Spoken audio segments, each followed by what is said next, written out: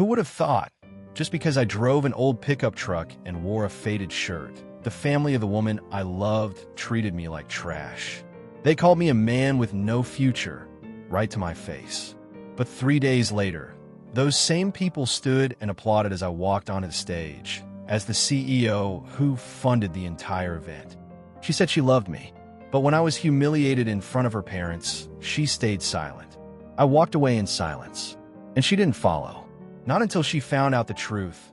I wasn't broke. I was the one holding the future of her family in my hands. Do you think she came back for love or for regret? Stick around till the end, because the final twist will leave you speechless. Thank you for always being with us. Every view and every share from you means the world. If our stories have touched you, don't forget to subscribe and leave a comment telling us where you're watching from. Who knows, the next story might just have a piece of you in it. Who would have thought that just because I wore an old flannel shirt and drove a beat-up pickup truck, I'd end up being judged and humiliated by the family of the woman I loved? My name is Caleb Foster, 32 years old. I currently run a tech corporation I built from scratch. But no one knows that because I choose to live simply, quietly, and only show my real self to people who truly deserve to see it.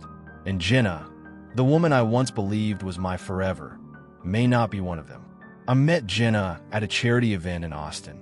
She was organizing a fundraiser for a local hospital, and I was the main sponsor under the name Phoenix Life Foundation. No one knew I was the one behind it. She didn't ask who I was. She didn't need to. Jenna was drawn to how I listened, how I quietly helped people, and I was completely taken in by her sweet smile and rare sincerity. We fell in love, quietly and peacefully. She never asked what I did for a living, maybe because I always steered away from the topic. I told her I did freelance consulting in tech, which wasn't a lie, but it wasn't the whole truth either. I needed to know if one day she found out I wasn't rich, would she still love me?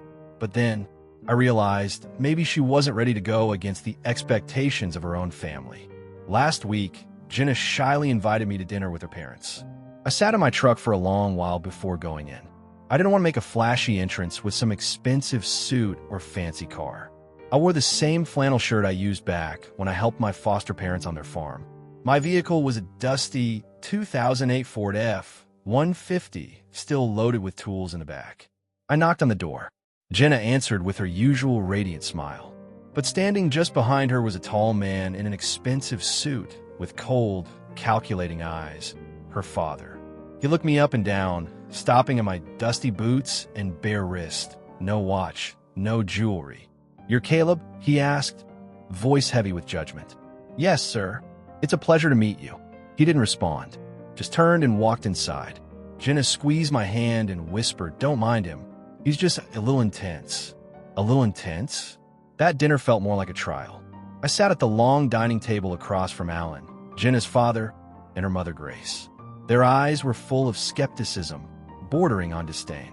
Jenna tried to keep the conversation light, but every word out of Alan's mouth cut like a blade. "So, Caleb, what exactly do you do?" "I'm a freelance consultant in tech, mostly infrastructure optimization for small businesses." "Oh, and how much does that pay you a year?" Right there, at the dinner table, I glanced at Jenna. She blushed, trying to defuse the tension with a smile. But I stayed composed. Enough to live on. I live a pretty modest life. Alan smirked. "You think someone who just lives modestly is enough for my daughter?" Jenna is educated, ambitious, and has a future ahead of her. "What exactly are you offering her?" "Cup noodles every night." No one said a word. Grace chuckled under her breath and shook her head slightly. I clenched my jaw. I've learned to live with silence and judgment. But not like this. Not from the family of the woman I love. After dinner, Alan invited me outside to the backyard. Under the dim lights, he turned to me. "No small talk. You like Jenna?" "Doesn't matter. I'm not letting my daughter marry someone like you. No real job. No future. No reputation. You don't know anything about me. I don't need to." I took a deep breath. I'm not someone who gets offended easily, but I'm also not someone who begs. I'm not going to defend myself. If you truly believe that only rich men are worthy of your daughter, then I feel sorry for you. And no, I won't beg for your approval. I turned and walked away. Jenna ran after me, her voice trembling. "Caleb, don't be mad, I'll talk to my dad." I turned to her. "Jenna, if you can't stand up for me now, maybe we're not meant to be." She froze, didn't speak, didn't follow, so I left. I drove through the night, hollow on the inside. Not angry, not broken, just quiet, like something inside me had sunk into a void. Jenna didn't call, didn't text, no apology. I assumed she was still processing what happened, or maybe trying to convince herself that I wasn't the right one. That love alone couldn't survive a dinner filled with condescending looks and cruel silences. The next morning, I returned to my office. It's on the 19th floor of a sleek glass building in downtown Houston. Not flashy, but every inch of it was built from years of sweat and sacrifice. Phoenix Tech, my company. I founded it with nothing but an old laptop and a vision to create logistics software for small businesses. Today, we have over 200 employees, offices in 3 states, and we've just completed an $80 million Series C funding round. No magazine covers, no LinkedIn bragging. People in the industry only knew my name from contracts. I liked it that way, quiet, anonymous, underestimated. But last night reminded me that sometimes staying invisible means letting others define you. I sat by the window, gripping a cold coffee. Caleb Foster, no real job, no future, no reputation. Maybe it was time the world knew who I really was. 3 days later, I received an invitation to a charity gala in Dallas, a high-profile event attended by investors and CEOs from across the region. And right there, printed in gold foil, was a familiar name among the VIP guests. Alan Whitmore, CEO of Whitmore Realty. Jenna's father. Funny how fate sets the stage for you. I call my assistant, Marissa, prepare my speech for the Phoenix Light Foundation, and make sure Alan Whitmore knows I'll be speaking. She raised an eyebrow. "You're planning something?" I nodded. I plan to show him that the man he insulted is the same man setting the tone tonight. That night, I didn't arrive in my old pickup. I stepped out of a black Cadillac, wearing a charcoal, gray tailored suit. But I kept my old leather shoes, worn but polished. The same pair I wore the day I signed my first contract, back when I had nothing but belief. The ballroom was flooded with light and luxury. Glittering gowns, champagne glasses, and the echo of high society laughter. I walked in quietly. A few people nodded, recognizing me. Not for my face, but for my reputation in the investor circle. Then I saw him, Alan Whitmore, laughing, toasting with a group of developers, looking smug and proud as ever. And there, just a few steps behind him, was Jenna. She looked breathtaking in a sapphire blue gown. But the second her eyes met mine, everything froze. Her smile vanished. Her hand, which held a flute of champagne, trembled. I didn't walk toward her. I didn't even glance at Alan again. I walked straight to the front of the room, just as the MC stepped onto the stage. And now, we welcome the man who made tonight possible. Founder and CEO of Phoenix Tech and the generous sponsor behind the Phoenix Light Foundation, Mr. Caleb Foster. Polite applause filled the room. But in Jenna's eyes, I saw a storm of realization.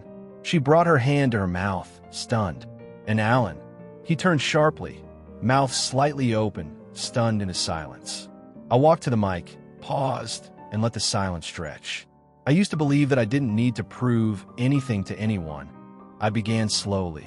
That your worth was found in your actions, not in your appearance. But the other night, when I was told I had no future, no job, and no name, I realized some things can't go unanswered. The room quieted. I didn't come here tonight to boast. I came here to remind those who judge too quickly, who laugh at old shirts or dusty trucks, that people are more than what they look like. I stepped off the stage. I didn't search for Jenna, didn't look for Alan.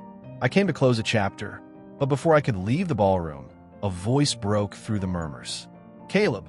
I didn't know. It was her, Jenna, tears in her eyes, voice barely above a whisper. I looked her in the eyes.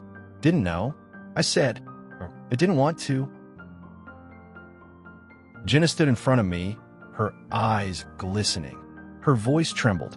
"I swear, I didn't know you were the one behind the event." I had no idea you were the CEO of Phoenix Tech." I looked at her under the dimmed ballroom lights. The same woman who once made me believe that love could overcome judgment. But that night, when I needed her most, she said nothing. "The problem isn't that you didn't know," I said slowly, every word landing hard. "The problem is when I needed you to say enough, you stayed silent." Jenna flinched, her lips pressed into a thin line. "I was just afraid of how my dad would react. You know how controlling he is. I didn't want to make things worse. I didn't think you'd just leave like that." "I didn't leave out of anger," I replied. "I left because I realized something. If you couldn't stand by me when I was nothing in their eyes, maybe this love didn't deserve to go any further." She reached for my hand. "Caleb, please. I love you. Truly. I know I was weak then, but I've changed. I fought with my dad for days. I even moved out." I looked at her, calm but unflinching. "You moved out for me? Or because you felt ashamed? Once you found out who I really am?" Jenna hesitated. The silence that followed said more than any excuse could. Then, suddenly, a voice cut through the tension. "Caleb, may I speak with you for a moment?" It was him, Alan Whitmore. No smugness, no arrogance, just quiet unease. He looked like a man who'd been forced to swallow his own pride and was still choking on it. I nodded and followed him out to the balcony. The evening air was cool. Alan stood facing the city skyline, then turned to me slowly. "I have to admit, I was wrong about you." I said nothing. "I judged you too quickly. The shirt, the truck, I thought you were just another guy trying to get lucky with my daughter. I had no idea you were the man everyone in this city is trying to meet." I looked him in the eye, not blinking. "You weren't wrong to protect your daughter, but you were wrong to insult a man based on nothing but appearance." Alan swallowed hard. "I thought I was doing what's best for her." "No," I replied coldly. "You were doing what was best for your ego." He looked away. His voice dropped lower. "I know I have no right to ask you for anything, but if you still love her, maybe give her a chance." I took a deep breath. It's not about me giving her a chance. It's about whether she's willing to choose. Whether she has the strength to walk away from a world that worships status and walk towards someone who once stood alone because she didn't. Alan didn't respond, and I walked away, leaving him staring off into the night. 2 days later, Jenna showed up at my office. No call, no warning, no flowers. Just her, wearing jeans and a simple shirt. No makeup, no credit card sparkle. "I moved out," she said, straight to the point. "For real this time. I'm not taking money from my dad. I'm renting a room with a friend. I started over. Got a job. Entry level. I don't need your help. I didn't come here for that." I looked at her, waiting. "I came," she continued, "to say that I've made my choice. Not because you're rich, not because you're successful, but because I realized I lost the best man I've ever known. And I lost him because I was afraid." I stood from my chair, walked over to her. "I don't need you to be fearless," I said. "I just need to know that when I fall, when the world's against me, you won't walk away." She burst into tears, and this time, I didn't walk away. This time, I held her, gently, firmly, because in the end, I'd finally found the one who proved she was worth every second of the wait. After that night, everything began to change. My speech went viral, not because I was famous, but because people saw a man who refused to be judged by his wallet. Jenna stayed true to her word. She didn't lean on my name, my money, or my position. She applied for a job at a small ad agency. She started over. No fancy car, no luxury apartment, no endless credit cards. And yet, every time we met after work, her eyes no longer carried the same hesitation. She didn't flinch when she held my hand in public. She didn't hesitate to introduce me as Caleb without the need to add just a consultant. Then, one day, I received a letter. A handwritten letter, ink slightly smudged, the handwriting elegant but unsure. From Grace, Jenna's mother. "Caleb, I've never been good at expressing myself, but I owe you this. You've helped my daughter become stronger, and you've shown me that a man's worth isn't in his bank account, but in how he carries himself when no one claps for him. I hope someday you'll walk through our front door again, not as someone we judged too quickly, but as the son we didn't know we needed." I didn't show Jenna the letter. I just tucked it quietly into the drawer of my desk, where I kept other pieces of paper that mattered to me. First contracts, early designs, blueprints. It belonged there, because dignity matters more than approval. A year later, I proposed. Not with some 6-carat diamond, not at a rooftop dinner with fireworks. Just a walk on Galveston Beach, where we once ate sandwiches on the sand and talked about the kind of life that didn't need marble floors or wine lists. She said yes before I even finished the sentence. The wedding was simple. No celebrities, no socialite crowd. But there was one moment, one unforgettable moment, that made the entire room fall silent. As Jenna walked down the aisle in her modest, stunning dress, her father met her halfway. But instead of simply giving her away, he walked up to me and bowed. "Thank you," he said, barely audible, "for not giving up on her when I was the first to want you to." I nodded. My voice was low. I almost did, but she didn't let me. And then we stood there, not as enemies, but as two men who finally saw each other without pride in the way. Later that night, a friend of mine leaned over and asked quietly, "Why did you go through all that pain?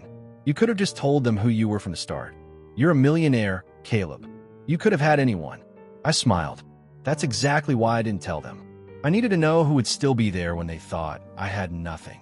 He went quiet, and I looked across the room at Jenna, laughing with her friends, barefoot by the dance floor, holding her heels in one hand and a glass of ginger ale in the other. That's the woman I chose.